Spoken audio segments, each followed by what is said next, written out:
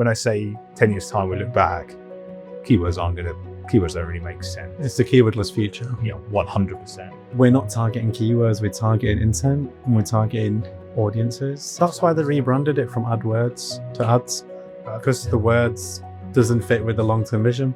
AI plus human is always stronger than human or AI alone.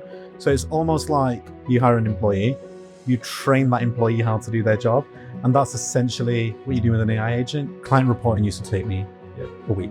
Now it takes me an hour because of these AI agents. We're more of a manager now than we were in a way. More strategic. Yeah. We're more strategic. We used to be more of a builder, but now we're more of a manager. We have more things to manage, a bit like a football manager. If you look at the early era of Google Ads, like we talk like 05 to like maybe 17, not much changed. If you then look at 18 to 26, it's drastic. There's a lot changing in Google Ads, and our job is now more and more to manage that change and also, I think, communicate that change. That's the skill now. That is the skill. Not researching keywords on spreadsheets. Oh, yeah. I'm here with Ramial Aqeel, come all the way down from Manchester. And the goal today really is to talk a bit about some of your Google Ads expertise. You are a bit of a legend in the PPC Mastery and Google Ads space, I think it would be safe to say. So we're going to have a bit of a chat about some of the things you found within Google Ads, find out a little bit more about yourself, your background in the worlds of Google Ads, and kind of cover two key topic areas really, which will be the impact of AI on Google Ads and running ads on a small budget. And I always think this is interesting because we always say small budget, and we think, oh, that's like not much. But small budget accounts probably like under 5,000 a month generally as a kind of a starter, which is a lot of companies running budgets on that amount. I'd say most of them. Yeah. But a lot of content out there is talking about 20 grand a month, 50 grand a month. There's not that many companies doing that. So we'll get a bit more into that and talk about it. Perfect. All right. So this is interesting. This is how I always start my client calls, but I can start with you as well. Why don't you tell me your Google Ads life story? Okay. How did it start? So I finished uni in 2018. Didn't even know what Google Ads was, if I'm being honest. My degree was in web development. So originally a developer by trade, hated coding by the time I left uni. So I started looking sort of similar careers in that space. I came across a company that had a PPC exec role, lots of small businesses, really, really tiny budgets, high volume. So I joined there, thought, let's give it a go. 1 week had finished and I loved it. I thought, wow, there's this big advertising world out there.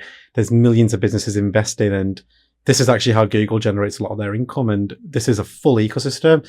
So got stuck in, kept going, stayed at that company for 2 to 3 years, had multiple promotions. And then sort of COVID hit. And then like within a year of that COVID, everything sort of just changed. I left that company and joined another one. I was there for about 6 months. Then I joined another company after that where I was working with sort of slightly bigger clients and bigger budgets, mainly because I wanted both ends of the spectrum. And then I got some contracts for Big Pharma. And at that point I thought, okay, I'm going to quit my job. I'm going to go freelancing. Those contracts concluded. And then I just started reaching out to small businesses, working on these accounts. And yeah, 5 years later, I'm sat here. You went from there. So they were kind of marketing agencies you started with? Yeah, they were full scale agencies. So the first one was like a really big agency. Then the second one I joined was really small. There was literally 3 of us in an office. And the reason I did that is because again, talking about both ends of the spectrum, I wanted to know what it was like working at a company that, had lots of employees, lots of clients, but then also understanding the challenges of a small business that had, 2 or 3 employees and less clients. So I did that, and then, another marketing agency, and then into freelancing. You went to the freelancing. You've been doing that, you say, 4 or 5 years or so since COVID. 5 years. Last month was like the anniversary. Brilliant. Hey, congrats. Thanks. You made it. What's the stat they always say? Is that half of businesses don't make it out for two years or something like that? I'll take that. You've broken through that. Nice. And what's that freelance journey look like? Obviously with clients, then we can talk a little bit more about what you're doing in terms of the masterclasses and the guest speaking as well, because that's really exciting. Yeah, sure. So the first 1 or 2 years, it just sort of took off so quickly. Like it was beyond my wildest imaginations. Like I never, like for me at the time, it was if I can replace my 9-to-5 income, but do it whilst freelancing and have that flexibility, I'm happy. But it just really took off. And then first 2 years, I was just so busy, flat out, constant projects. And then I got to a stage where I felt like my skills were declining because the key problem I had with freelancing and being my own person was when I did work at all these agencies, I would get regular training. I'd have employees and other colleagues to bounce off and that sort of stuff. And then came freelance and it was just me in a room, 4 walls, no one to talk to. So at that point, I obviously joined PPC Hub. Yeah. There was a lot of noise on LinkedIn about this community that was growing and these amazing influencers that were behind it. And then rest is history, I guess. That was like me evolving, not just as a professional, but as an individual. So I joined the community. I learned so much, still learning so much, and then kept building my clients, kept building my portfolio. I started working with different agencies, including yourself, eventually become a moderator, and then just kept going. And now looking forward to sort of international conferences where I'm speaking and doing more podcasts. And yeah, like the first 5 years I've built it, I'm really excited to see what that next 5 looks like, and hopefully I get through the 2 years. Yeah. So you've done that bit already, and I think it's a good opportunity to talk about what they do at PPC Mastery. I would describe it, because I describe it to clients like this is a key part of what we do. It's an international, it's a worldwide network of PPC experts. Absolutely. And it has grown. So Miles McNair is a co-founder, as well as Bob Myers. Yeah. There's 2 of them now currently, and they are so well respected in the PPC space. Yeah, I can't say enough good things about not just their expertise, but how like genuinely passionate they are. I feel so not sorry for them, but there's so many of these like online communities where you pay money and then you realize it's just some kind of manosphere scam to get people in, and it's like they're so genuinely passionate about Google Ads and helping ads experts. Like what they're doing is awesome. It's how I met you. Yeah. And I guess kind of openness from our agency. So I have gone through PPC Mastery and trained through that as well. But anyone that works on any of our client accounts on projects is also a member of that. It's like our seal of approval. I would take someone trained on PPC Mastery far more seriously than someone. It's like an approval badge, and you know when you like inquire at one of these companies and you're looking for like an accreditation badge. Definitely, it's almost become like that gold standard of our industry. If someone's like, I've been trained by Google, I'm like, I'm not impressed. That's almost a negative. But if they're like, I've gone through PPC Mastery, it's like, okay, and you've done the courses, and it's awesome. And I think that's what makes the community so good, because it's not a course. It's not just courses. I'd be here all day if I was listing the amount of content and the amount of value that's in there. It's courses. It's checklists. They've got a buddy operating system now, but not just that, it's the networking as well. Like there's genuinely people in there. If you DM them and said, I need a second set of eyes, just 10 minutes of your time, they're probably not going to charge you. They're genuinely willing to do it because that's just the community that's been built and the vibe in there, which I think, which took away a lot of my issues that I had of being very like a lonely freelancer, not having anyone. So then also having the best of both worlds. Exactly that. You've got that community, and it's interesting because in theory, some business people would say we're all competition, we're all competitors of each other, but it doesn't work like that at all. It's a really, really kind of collaborative network. Again, we could speak all day about that. It's awesome. So, but obviously you said you're the moderator, you've got the mod role there, but also you've got your masterclass too. So training and consulting other Google Ads experts on Google Ads, and that's specifically around small businesses, isn't it? Yeah. So they launched the masterminds, I think, about 6 to 12 months ago. Mm-hmm. So I started one around SME marketing, targeting individuals who specifically work only with sort of SME, small businesses. And I've got a group of like 10 to 20 people in there. We meet every 2 to 4 weeks, different topic every time. And what I love about it is not just, it's called a mastermind, but I treat everyone in there equal. I don't lead these sessions like, I'm the mastermind. It's more of a collaborative session. It's like, okay, we'll go one at a time and we'll share our views. We'll bounce off each other. We'll play devil's advocate. And I think that's what's so special about it, because everyone's genuinely so humble and we treat each other the same. And I think that's how you truly learn. And I've loved the session so far, and we'll hopefully keep that going a long time. Yeah. And you've got some guest speaking gigs lined up. Yeah, so next week, so that's Tuesday 14th, I'm speaking in Aarhus in Denmark at Search Day Conference. Oh, nice. I didn't know about that one. I knew Brighton, but that's what. Yeah, and then 30th of April / 1st of May, Hero Conference / Brighton SEO. And then at the end of June, Performance Manchester.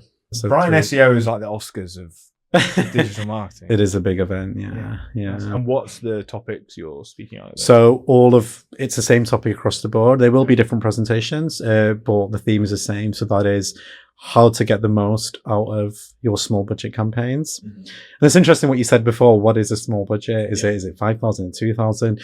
I actually don't like giving a number because for me, the number isn't the point. It's the constrained environment.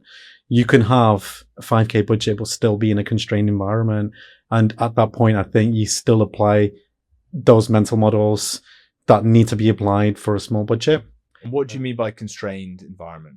So constrained environment is where the budget is so small that it can't work as hard as a big budget. You don't have the ability to experiment. You don't have the ability to have so many moving parts in your campaigns, or basically all the best practices that we see for all these big budgets. You don't have the ability to reliably implement those without restricting yourself and without constraining yourself. And essentially that's the constrained environment. Like if you're a one-man plumber and you got 500 quid, if you got $5,000 as a one-man plumber, that's probably not a constrained environment. But if you've got like a slightly larger business, perhaps one of the ones that we work on together, you could argue they're constrained environments because they have so many moving parts, quite a decent size operation, lots of services, but only 5K maybe, or so it really depends. I don't like putting a number on it. I like looking at the business context because ultimately every business is different. Yeah, and I mean, I've put content as well out there. Your monthly budget isn't really a sensible way to look at the size of the campaign because depending on the industry you're in, that dictates how many clicks you could have. £1,000 a month in some industries could get you 50 clicks. In other industries, it could get if you're looking at like legal sectors, it's like 20 quid a click. Yeah, it's terrifying. But yeah, that's a really interesting way to look at it. And I suppose, and kind of going back to the topic areas to chat about today, it kind of all blends into one. So anyone watching this will notice we don't have a strict agenda by any means, but these small budget accounts I think so common. There's so many businesses out there, and also the impact of AI. What you're talking about there was experimenting is really an interesting point because shiny object syndrome is a common thing we talk about. And AI has made that worse, probably isn't the right word, but easier to do. And when you talk about experimenting campaigns, that's so interesting. We have that conversation a lot with clients where they're quite constrained in terms of how much they'll spend. And they'll say, I read something online, or ChatGPT told me this. Shall we try this campaign type? And they'll always say, we can, but don't take any money off what's already working because that's already working. Best case scenario is this new idea we've got gets to that level. Like, is it worth risking it with that budget that's already working and trialing something new? How do you broach that conversation with clients when they hear about something new or they want to try a new campaign type? Do you have kind of rules or methods, or how common does that conversation come up? It's very common. It's very, very common. Because as a client, naturally you are inquisitive. You're investing all this money, and it's natural for them to have a look at what you're doing and look at all these different ideas. And for me, I think it's just about educating and really managing expectations. I'll give you one example, like small budget client, £1,000 a month, and ad strength is poor, for instance. Now, from a client's perspective, you go on the dashboard and you see poor, you start panicking. But actually it's poor because I've only got 7 headlines and 2 descriptions, for argument's sake. But why have I got that? Because I'll give you an example. So if you fill out a whole RSA, all 15 headlines, 4 descriptions, there's 42,000 variations. Some of these, if you're on £1,000 a month, you're not getting that many impressions. So how can I reliably test every single, or forget about me, how can the algorithm reliably test every single headline and description variation and still know what works? So, and that goes back to the constrained environment, right? From a client, you want those 15 headlines and 4 descriptions. But from my perspective, it just doesn't make sense because there's not going to be reliable data for that algorithm to work with, like over the long term. Yeah, so interesting. Because that's such a common problem and this is Google's fault, I would say 100% is they gamify Google Ads so much. Yep. You log in there and you see these big traffic lights, or you see get your optimization score is the worst. Optimization score drives me mad. So in that example, and I suppose I'll do a bit of context on that. So when you create an ad, back in the old days, we would create a headline for the ad, so the bold text, headline 1, 2, and 3, and the description underneath. 2 descriptions. So actually, it was a lot smaller than what it was easier. Yeah, it was easier. And then we've now come into this world where you give Google a menu of headlines, so up to 20 headlines, up to 4 descriptions. You can kind of pin them to at least give it some kind of regulations to what appears. And that impacts your ad strength. Yeah. And so all of these things that we then do because of the constrained environment to say, actually, Google, we don't have enough budget for you. What was that number you said? 14,000? 40. It's like 40K plus. It's around that mark. Great. So Google, we don't have enough money to test 40,000 different variations. So we're just going to test this small group, which is going to bring it down to 50 or 100. Which makes sense, right? 100% makes sense. Google will give you warnings throughout the account everywhere. Say your ad strength is poor. It will hammer you because you're not getting to the 100% optimization. Like all of these big gamified alerts that Google will give you aren't in the best interest of small budget clients. Absolutely. And that kind of, I guess, going full circle here is why I get very scared with generic Google Ads advice, is because there's such a difference between, I've always looked at it as small budget and big budget, but actually you've kind of explained that a lot better as constrained environment versus non-constrained environment, because it's completely different. So that's a really valid point. So the ads are so prevalent in that. And from an agency perspective, quite rightly, we get emails from clients to say, I've just got this alert to say that our ad strength is poor, or our optimization score is only 20%. Like, can you fix it? It's quite hard to then say, no, like, I don't think we should fix it. We should ignore what Google's saying because of X, Y, and Z, because we are kind of fighting that tide a bit against Google. And we are, and the representatives don't help. So clients constantly getting called, getting emails. I'm getting forwarded emails from badly worded emails from reps and saying, oh, we're missing out on X, Y, Z. Like, we're not using Broadmatch, for instance, and it says it's going to improve optimization score by 30%, but actually we're not scaling, so why would we use Broadmatch? So it's just, I think the key point of this is it's an education piece. It is educating clients and managing those expectations. And I think actually if you can do that, your clients will probably respect you a little bit more, because it shows that you know what you're doing and you're not just following because anyone can go on the optimization dashboard and just check it all. And you know, it's one of the biggest red flags in an account if I ordered it. And it's optimizations like they do. Yeah, or if they're applying the optimizations or they've got auto applied, that's an instant red flag. Yeah, 100%. The ads reps are an interesting one, because going back to the kind of AI piece, that's now getting not worse, but the Google AI advisor is essentially now those reps, but in an AI chatbot within Google Ads. Yeah. And we know that everyone loves to trust everything that AI chatbots say. Now they've got something they can chat with within Google Ads, and that will only get stronger, and that will be pretty much, you'll be able to run Google Ads through that AI advisor at some point. You're not going to be pressing buttons in this confusing interface. You'll say, spend more on this, add this keyword, add this. And Miles at PPC Mastery used the great phrase, which is, a fool with a tool is still a tool. And one of my biggest concerns now is that tool is getting stronger. And it's more, I think it will be, that tools like that will make it far more likely that it's easier for people to waste money than it is somehow a tool that will help them suddenly turn around their Google Ads results. Because if you don't know how to use that tool, it's 100%. Yeah. And you see clients doing it a lot. So using AI, or they'll go on ChatGPT and they'll get something, and then they'll come back to me and say, well, AI said this, but it's like what you say. It isn't always right. It does make mistakes. And I think one of the biggest things with AI, in my experience as well, is context. Like, you can go into AI and put in any prompts, right, without context, and it'll give you something back. But that doesn't mean it's right, because you've not applied context to it. So I think that's one of the biggest things that, and again, it's an education piece. It's essentially just trying to push back and basically say to clients, you know, I am the pilot here. Mm-hmm. And I know my warning signals. I know X, Y, Z. And there's theory behind all of that. It's not a guessing game. Like, it's genuinely a science. There's a science behind everything you're doing. And I think if you can explain that, then you'll keep the clients on board. I think, and one of the questions I had in here is, how is our role changing? And when I think about what I did at the start of my kind of Google Ads journey, was so much of it was kind of manual work.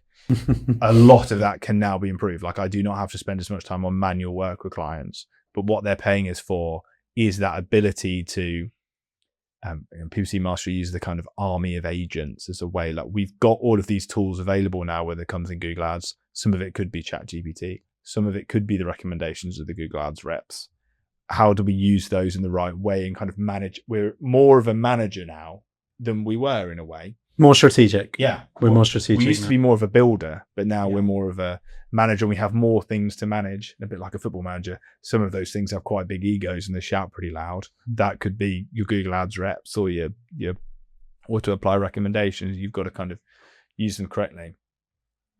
Yeah, I didn't want this to be a point of saying all of our clients are using AI or shouldn't do this and that, but it's probably one of the most common causes I see of failing accounts is an over-reliance on Google's recommendations. Like, I totally agree. I think auto-apply is super dangerous because you're essentially just leaving it to Google, and naturally Google are more interested in their shareholders, not the end client, which is fine. You'd expect that. So I think, again, an education piece to clients on why that's the case and sort of around that. I think, like, I'll give you another example with AI and like client reporting used to take me a week.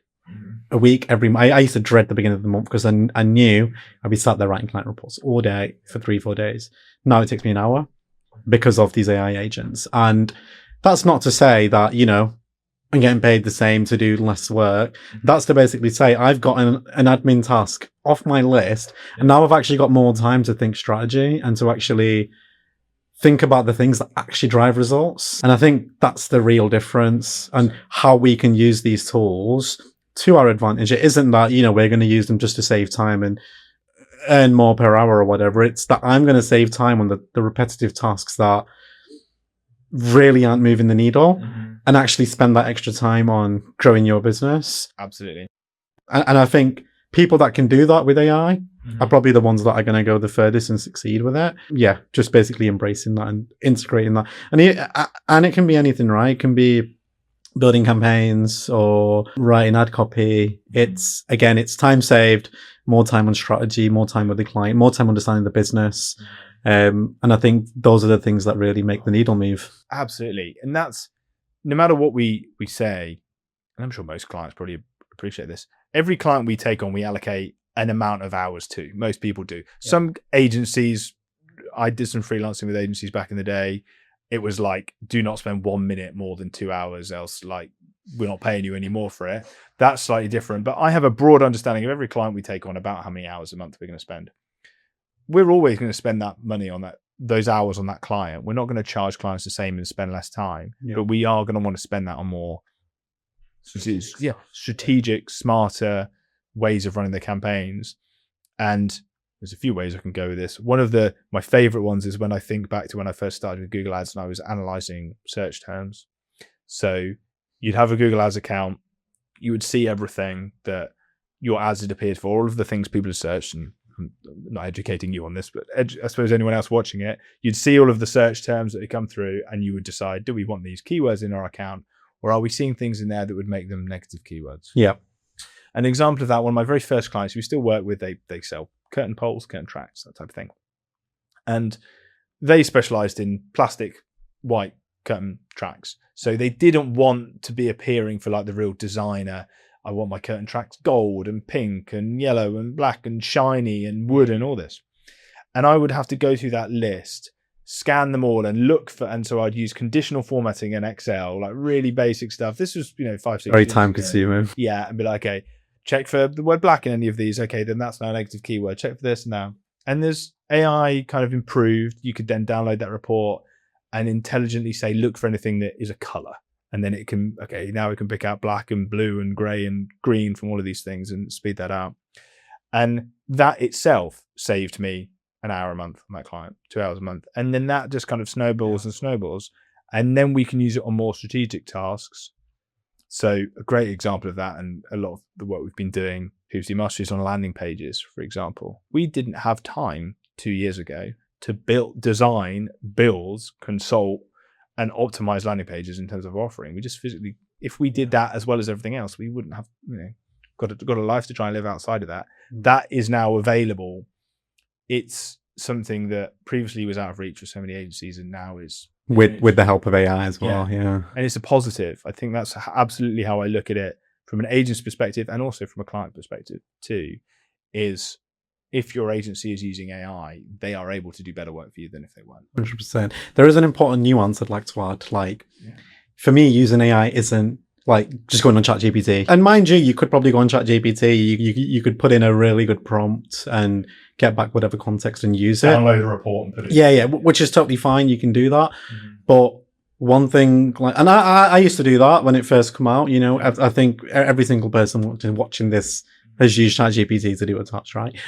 How that sort of evolved, and got to give credit to PPC Mastery here and Mike Rhodes as well, actually, is AI being used with SOPs, standard operating procedures, basically documented context and content. So it's almost like you hire an employee, you train that employee how to do their job.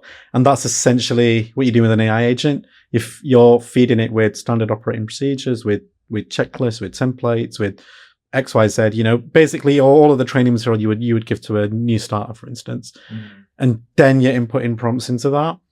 And the difference is huge, right? Because that's a true AI agent, because it's contextualized and it's specific to your use case.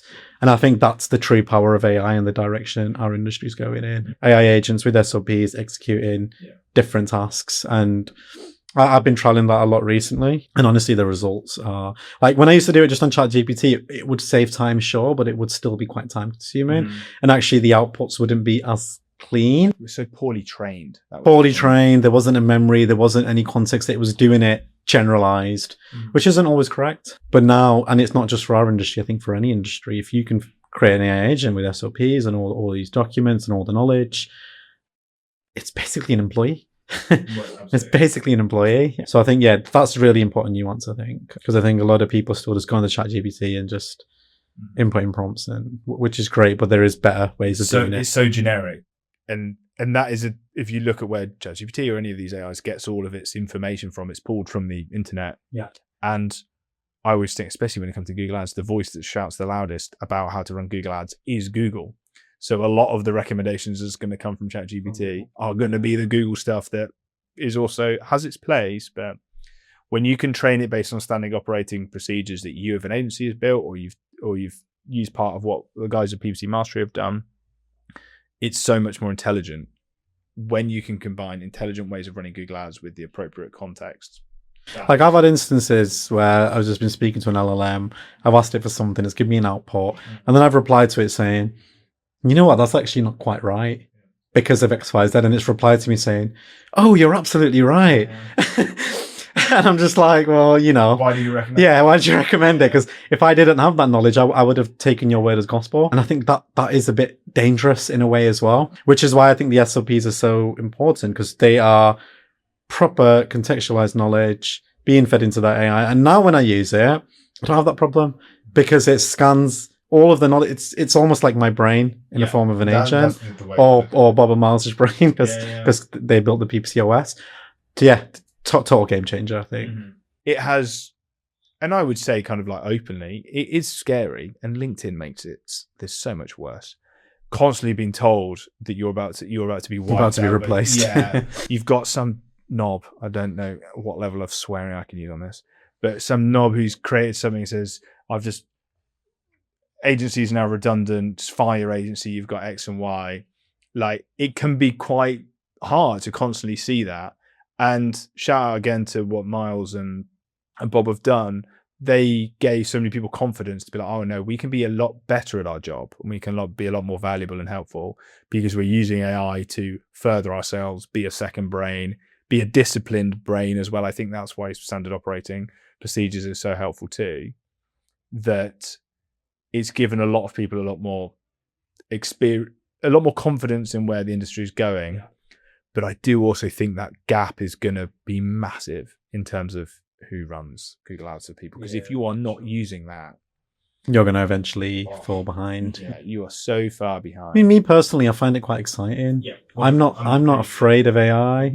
I've always tried to embrace new things and new technology. I think the way the world has evolved in the last sort of 30, 40, but before my time even, it's important to embrace these things because they will genuinely change the world. Like for me, I think the future, not just for our industry, but for many industries, a human and an AI as a standalone can only do so much, but the two together is what's truly powerful. Yeah. And I'll say this to anyone out there who is worried they're going to get replaced. Don't. Just embrace using AI and combine AI with you. And that's always going to be more stronger. AI plus human is always stronger than human or AI alone. Yeah. And I think if you have that mindset and you really apply it and use it in your job, you'll be absolutely fine. Yeah.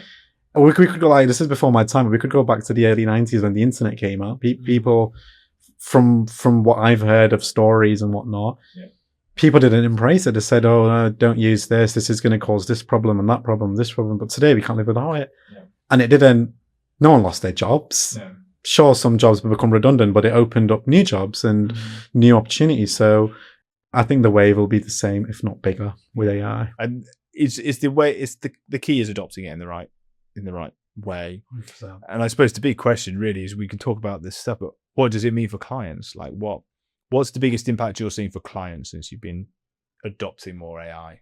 Yeah, well, I think the biggest impact is more just having a second brain there. Yeah. Like, yeah, sure, I've been able to execute tasks a little bit faster. From a client's perspective, that's actually a good thing because quite often now they're not having to wait longer periods of time or like a week or whatever. I can push things out a lot faster. From a strategic point of view, it's a lot stronger because, listen, we're human at the end of the day. We make mistakes. AI makes mistakes, but probably not as many as we do. And when I've got like all of these SOPs and all these checklists and basically this whole ecosystem built, I think just recalling memory, recalling knowledge, getting better strategy, sometimes getting a second set of eyes, it really makes a difference. Often, like back in the day, 5 years ago, if I was stuck on something, I'd research, I'd reach out to colleagues, I'd search online. I still do that. But I think just having that AI agent there really allows me to just get better strategy, get better thought process behind what I'm going to do. All of that, obviously, it compounds and ultimately produces better results. I think the compounding side of it is key as well, is that for most of us, really, the agent side of it, which is the biggest game changer, really is, again, for anyone that doesn't kind of fully understand, Google Ads API now means that you can pull data more easily pull data from your Google Ads into an AI system that you have available access to. So rather than screenshots or asking it things, it can read that. It can understand the change log of what you've been doing. So that is going to compound so quickly over time. It might not look like a game changer right now. And I suppose I would challenge that and say, or challenge myself, if it looked like a game changer straight away, you probably should be a bit concerned about what was going on beforehand. But if you're like, okay, no, this is a 2% improvement that's going to happen every single month, and it's going to be little wins here and there over time, that will, the businesses that succeed in Google Ads will be those that are being run with AI first, whether that's a company running themselves or whoever they're using. And jumping around slightly, going back to my business journey, I suppose. So I went through this initial kind of freelancer model. Then I decided we were going to be more of an agency and start working with more experts such as yourself. I really mulled over moving away from just being a Google Ads specialist and becoming a full service marketing agency. Especially web design is really an interesting one, because you see this thing hanging over you as a Google Ads agency of like, I'm charging a client X amount a month. If I could also build their website and charge them 10 grand for that, that's great. That's about the T-shaped specialism as well, where you have your core skill set of Google Ads and then a few other skill sets where you're a jack, so to speak, but you can still deliver at a high level. I think that's it. Deliver, or I've always kind of looked at it as like, can I bring in the right experts to do it? That's where I've kind of done it, is have other people that can assist with that. Yep. But I always very much looked in terms of my personal brand, whatever that may be, of being a Google Ads expert. And I think, thank God I did.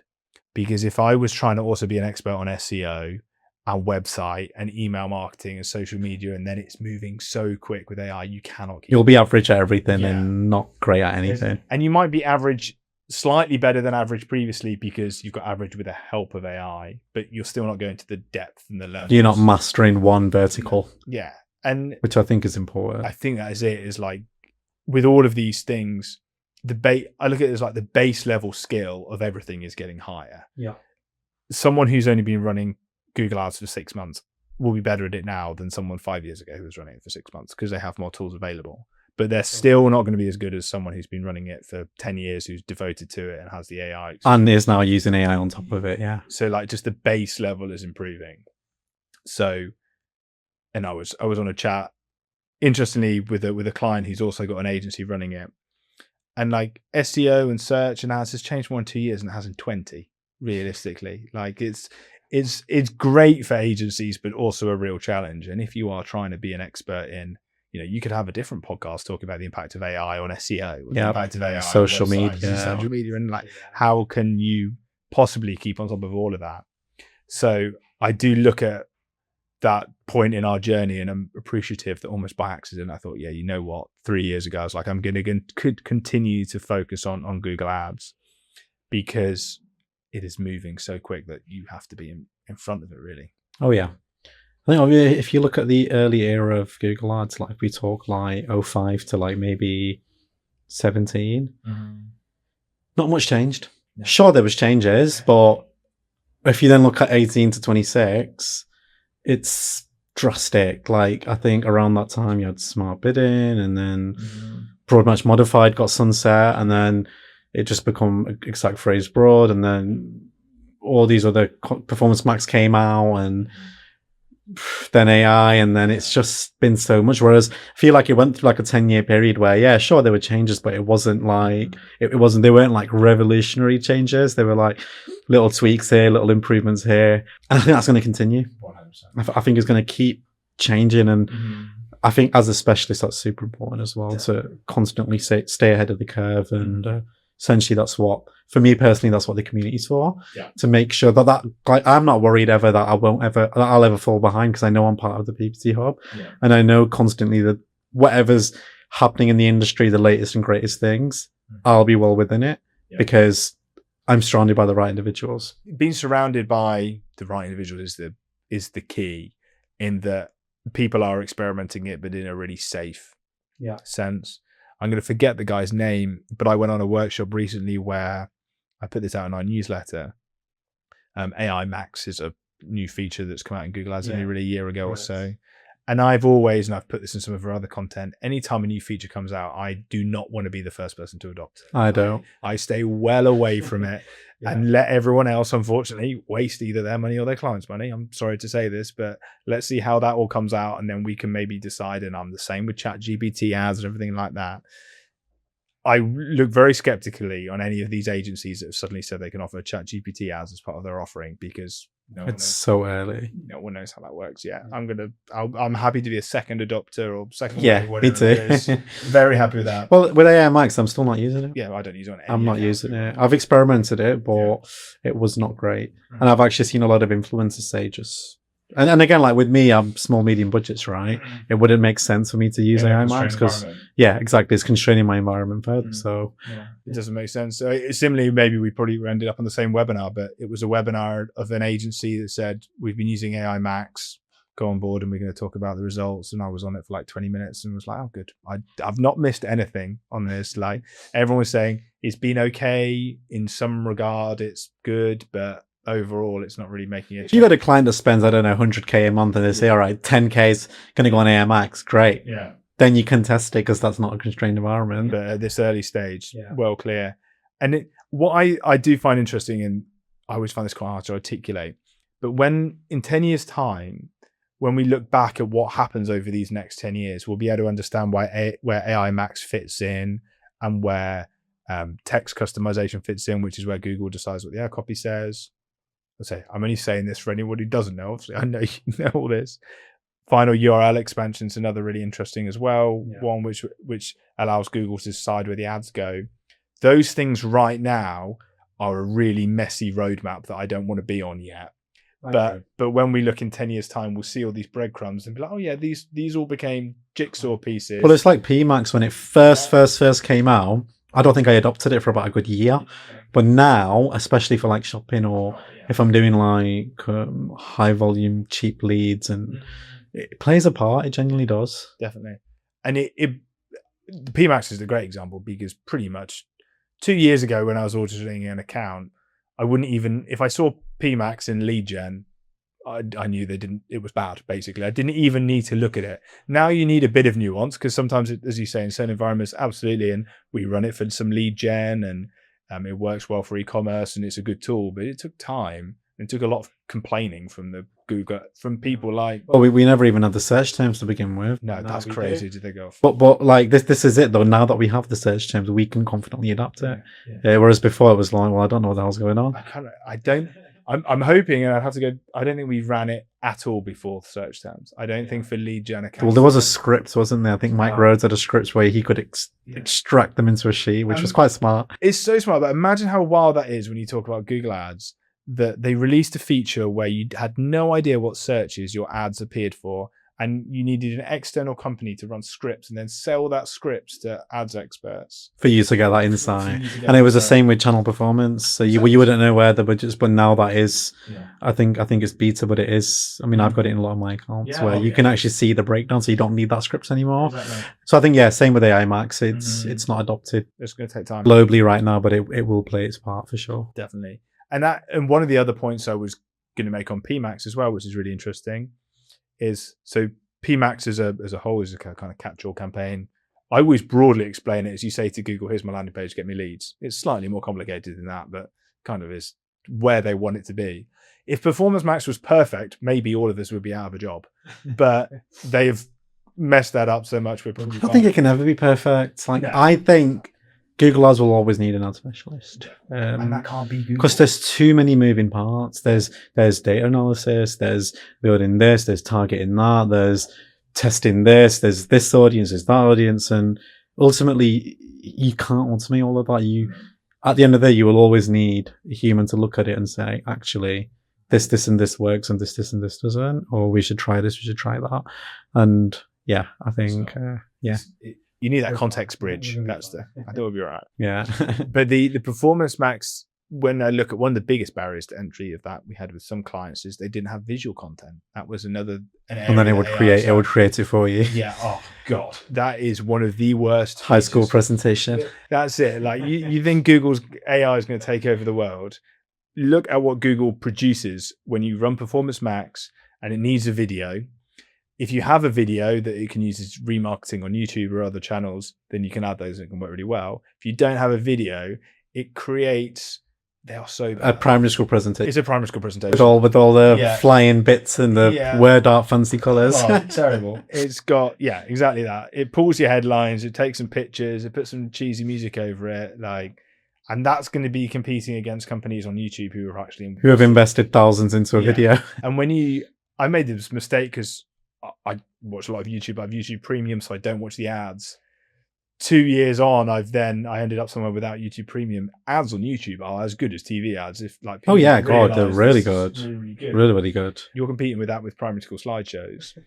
But now that is improving with Google because they've bought the image generator Veo, around within Google Ads now. So where previously this big barrier to entry was, we've got to create this really impressive advert or these visual images. Now that is within the Google Ads campaign.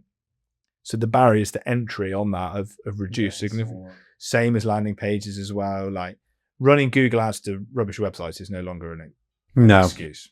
Whereas 10 years ago, it was everywhere. Yeah, quite common. Especially for the smaller guys. Because they can't afford to invest in a whole new website. Right. So like the barriers to entry, that what I was kind of saying, that base level of Google Ads is improving.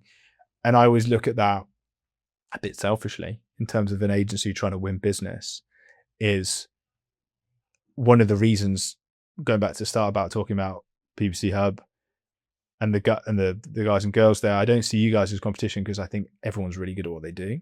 There's a lot of people that are not very good at what they do, and they are not aware of a lot of the stuff we've even spoken about today. And unfortunately, there's a lot of people that are being charged for Google Ads by people that really by the same individual. Yeah, that have no clue what they're doing, and that's the.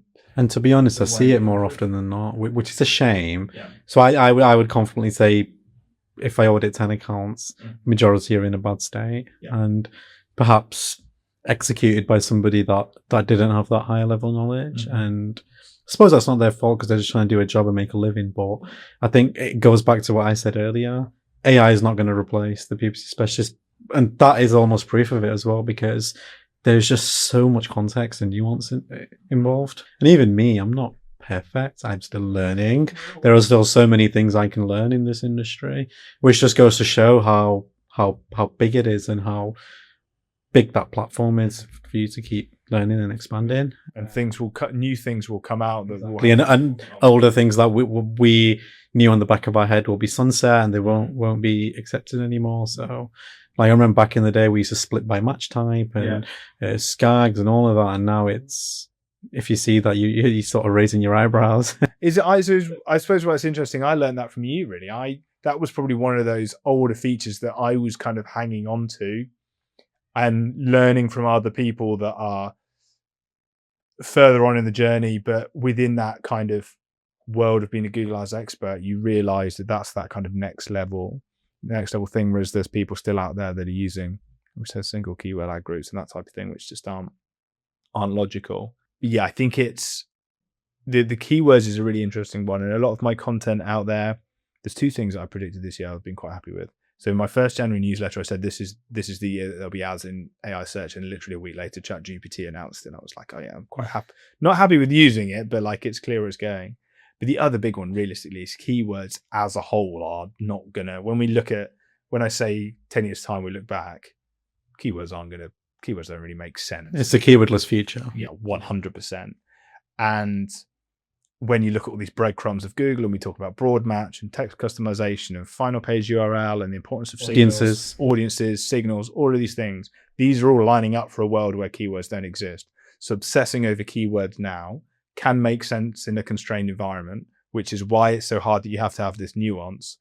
But I think it can work in that setup stage, but in the scaling, you have to get comfortable with not having. And I have this sometimes on small budget campaigns where I might only use 5 keywords, and then the client will sometimes question me and say, oh, I did some keyword research and these 20 that are relevant to my business. Why have you not used them? And it's almost an education piece, because we're not targeting keywords, we're targeting intent and we're targeting audiences.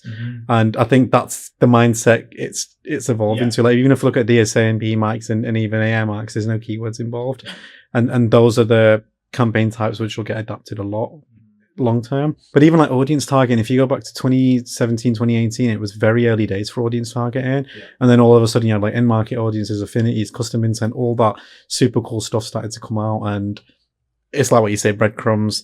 That is definitely the direction. And yeah, I think if you ever get asked that question about why you're not using a lot of keywords, or there's these, essentially that's it, isn't it? It's you're after intent, you're after audiences, and essentially like phrase match. Like you can have 5 phrase match keywords, which will pick up the equivalent traffic of 100 exact match keywords, but you've consolidated and aggregated that data set, which means your algorithm will work better. So yeah, it's all context. I think, and you have, like, that has changed quickly. AI search was obviously the biggest game changer of that, and I think a lot of people act like ChatGPT when it came out in 2023, January 23 or so. Flown by us, isn't it? Yeah, it was crazy.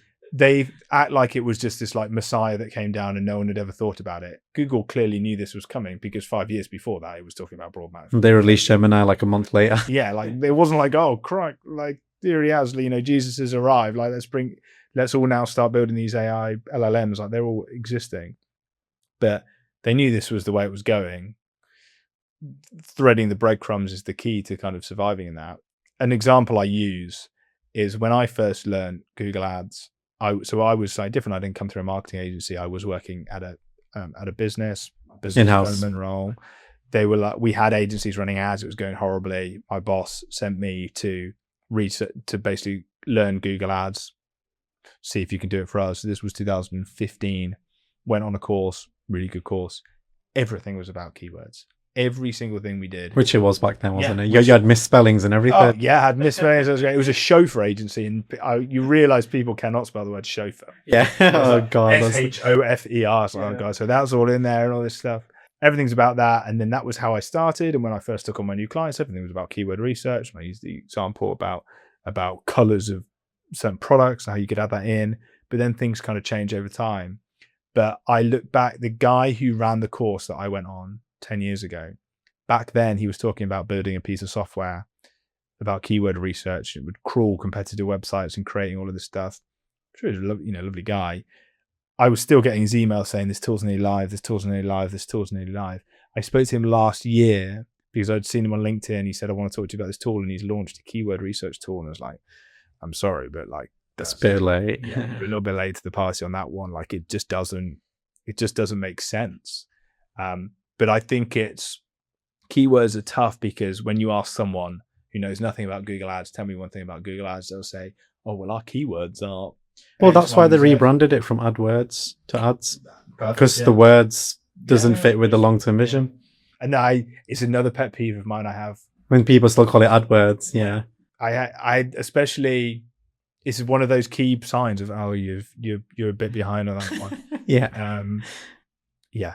AdWords, as you said, that's the perfect example. It's not called that anymore. It's not got words in anymore, which basically tells you their vision. Yeah. They want combining the removal of keywords with also YouTube and display ads. I think it will take time, but it will happen. And I love what you said right at the start about the constrained environment, because, and I did a piece of content about this, the start I do think is still heavily reliant on, if you're launching your first Google Ads account, or you're on a small budget, or you're very early on, you've not got the data, like you do have to be like a sniper on these keywords and these keywords and these keywords. But once you get the data, then you can kind of expand into those areas. So going to especially a really niche budget, a niche business that offers something very specific, the idea that you can give Google a broad keyword and it will work out the nuance of exactly what you do is probably a good way to waste a lot of money. Oh, for sure. But once you've built a foundation of signals, then and it knows what's actually converting and what's wasting it. Yeah. The bridge is, it's always great to reference yourself, but one of my pieces of content says the bridge is data, essentially, to go from constrained environment, high keywords, to scaling intent-led.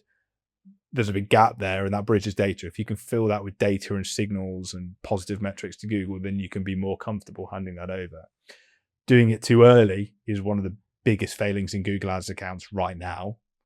And moving forward, not doing it at all is probably going to be the next biggest failure. That's the shiny toy syndrome, isn't it? Because naturally you want to do everything because you feel like you've got this checklist and you want to tick everything off, but it's not always relevant for every client contact. And sometimes I'm always very careful how I say this to clients, but when they ask to do something, I'll be like, you're really not big enough, I'm afraid. Like it's great that this is what you want to do with your Google Ads, but you stick 2 zeros in the end of your budget, and then maybe we can talk about YouTube retargeting and broad match and this and that and this and that. Like we've got a ways to go. Just it's always a hard one to say that. Yeah, all comes down to manage expectations. 100%. Yeah, I would say that is, which is what we especially got to get better at as well over time, especially with AI now. Because AI doesn't manage expectations particularly well. It tells you, it says every business idea you've got's the best one ever. Yeah, yeah, absolutely. I think, that's a nice way to kind of close it off. But there's a lot changing in Google Ads, and our job is now more and more to manage that change, and also I think communicate that change. Yeah, absolutely, and continue adapting and continue to learn and implement. Yeah, implement the right stuff at the right time. Yeah, that's the skill now. That is the skill, not researching keywords on a spreadsheet. Well, yeah. There you go. Brilliant. Yeah, wraps it up nicely. Yeah, great. Thanks for having me. Hey, thanks for coming along. First one of these style. Usually it's just me on my own filming stuff in here. So yeah, thanks for coming along. No problem. Thank you. Thank you very much.